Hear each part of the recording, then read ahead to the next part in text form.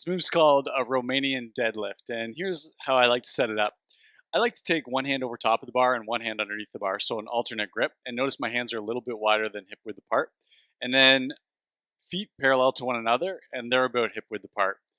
I'm going to show you from the side here. The key with a Romanian deadlift is to think about driving hips up and back as the bar slides down your legs.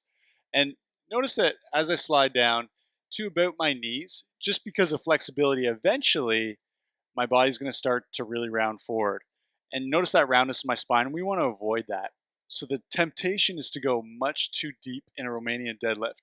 Instead, what I want you to think about is bar slides down that track on the front of your legs, and as soon as your spine starts to curl forward, we have to stop. So for me, that's about as far as I can go before I start to get a little bit of curve in my spine, and I can already feel my hamstrings really working.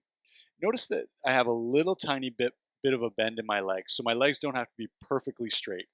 I'll show you the full move now. It's a breath in as I slide that bar down to just below my knees. Legs are straight, hips are driving up and back. Really can feel that in my hamstrings.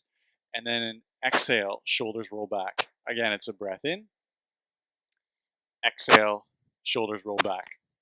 And that's a Romanian deadlift.